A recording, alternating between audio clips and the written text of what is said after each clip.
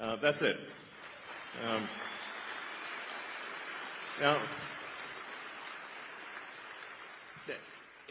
in this process, one of the things that we've discovered, which is, I think, on the fraud side, which is a really big deal, is that the Democrat administration, Biden administration, has basically taken every arm of the U.S. government and bent it towards creating a financial incentive for illegal immigrants to come to the United States. Now, this is every part of the government. So, like Social Security, Medicaid, unemployment insurance, disability, even the IRS. So you can like fill out a fake tax return and say you need a tax. Maybe I shouldn't tell people this, but it'll actually work. I mean, mostly. There's some chance you'll get caught, but if you fill out a fake tax return, you can just get a tax refund, even though if you didn't pay taxes. So we're trying to stop all these things. Say like, okay, well, let's stop the waste and fraud, and we also need to turn off the massive financial incentive for illegals to come to the United States and stay in the United States. And this is really the thing that is causing the Democrats to lose their mind.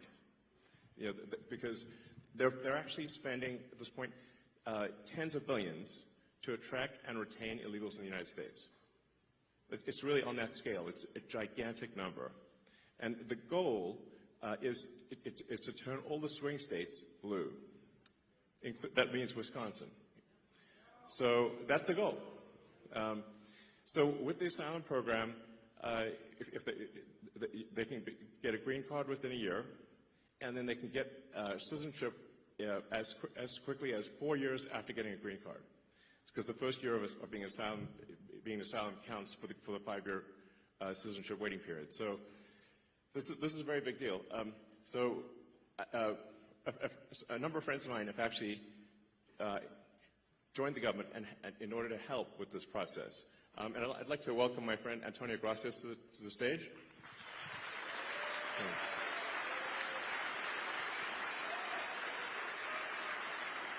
I think so. Does it work? I can give you mine. Does it work? It'll be okay. I mean, Buzz Aldrin's still alive, and he went past the bells. Is this working? Yeah, it's on. Yeah, there you go. So, Antonio, can you tell us what you... Antonio is helping out with the Social Security. So just trying to review Social Security, where you may have heard that we found 20 million dead people marked as alive in the Social Security database. This is so crazy. And then you'll notice there's a strange trend here where how many Social Security numbers were issued. Do you want to? Yeah. So let me tell you what happened here. We started at the top of the system. You want to talk about a lot of it? We started at the top of the system, mapping the whole system of Social Security to understand where all the fraud was. And there's a lot of great people there that showed us really a lot of waste. And so that came up with a big list of stuff they're working on. You've heard some of that already. But this is what jumped out at us. When we saw these numbers, we were like, what is this? In 21, you see 270,000 people, goes all the way to 2.1 million in 24. These are non-citizens that are getting Social Security numbers. Yeah, this is a mind-blowing chart. Yeah, just this literally blew us away. Like, we went there to find fraud, and we found this by accident. And this isn't political, by the way. My parents are immigrants. Yeah, this country's been great to us. My brother and sister are all born in Spain. I'm pro-legal immigration. This is not political. This is not political. This is about America and the future of America. And there are a lot of good people in the system that pointed us in this direction. I want to honor them right now, that work in the government today, who took risks to show us these numbers and tell us what's going on.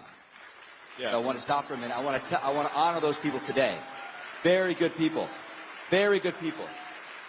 I have been from D.C. to Social Security offices to the border to track this down, and very good people have helped us along the way. I want to thank them. Yeah.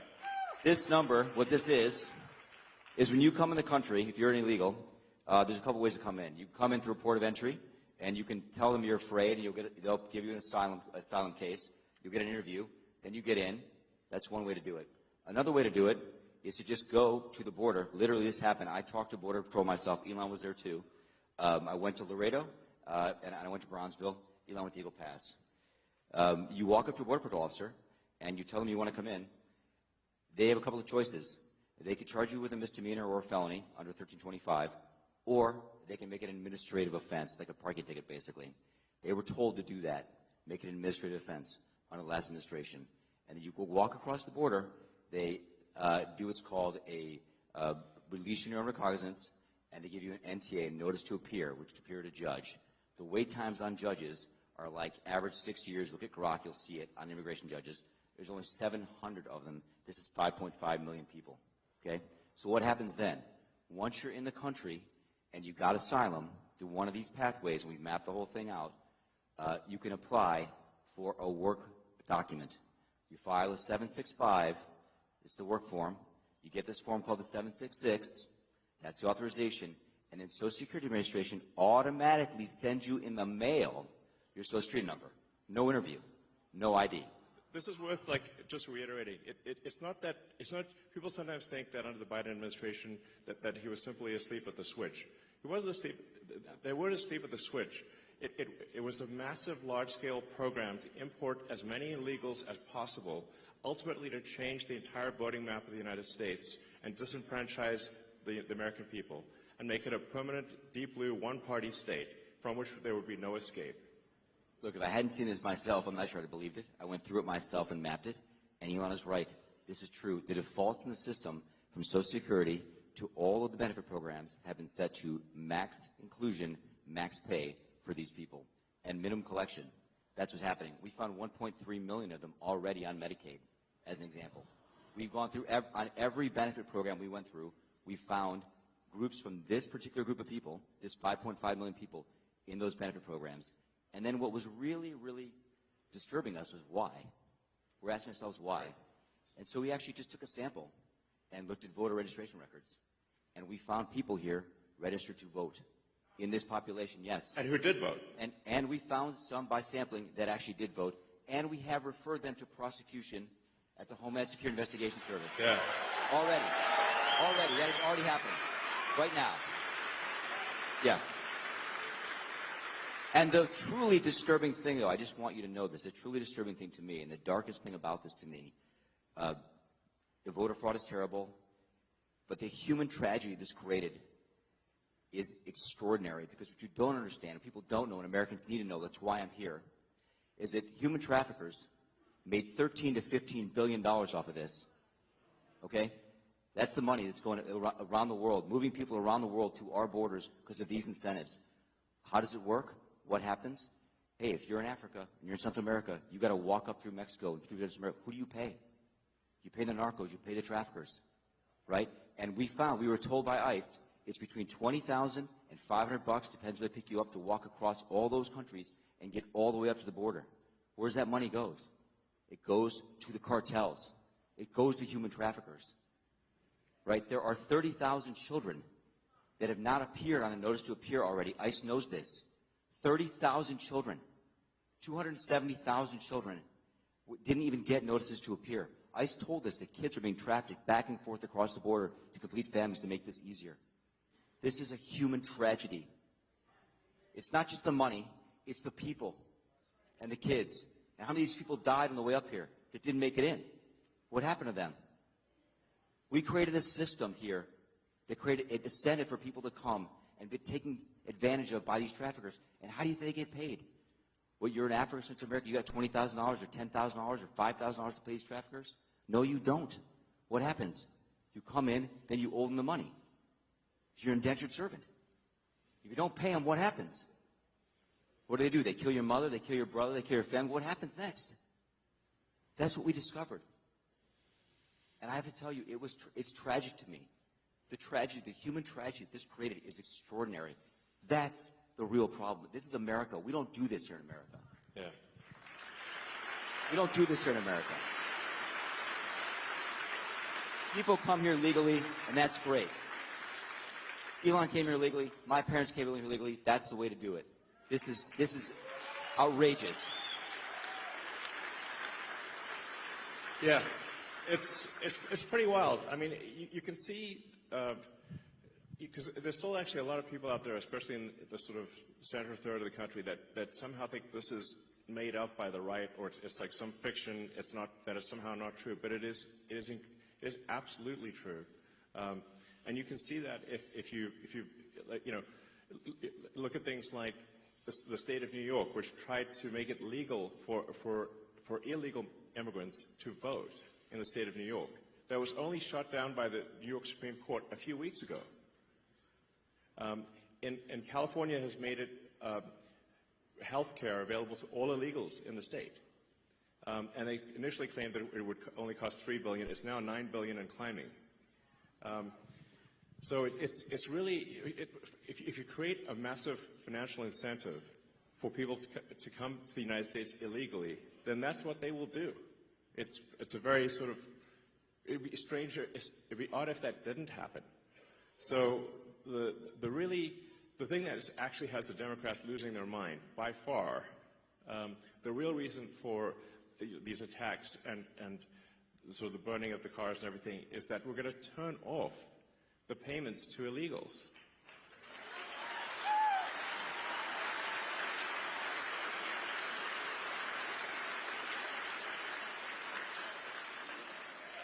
Because, yeah, I mean, because that's not the deal. You know, it's simply not right. You know, if you look at that thing with the Roosevelt Hotel and, like, you know, the luxury hotels in New York, where the Federal Emergency Management Agency funds were being used to house illegals in luxury hotels in New York that the average American can't afford. And they were giving a welcome package and $10,000 debit cards and everything else.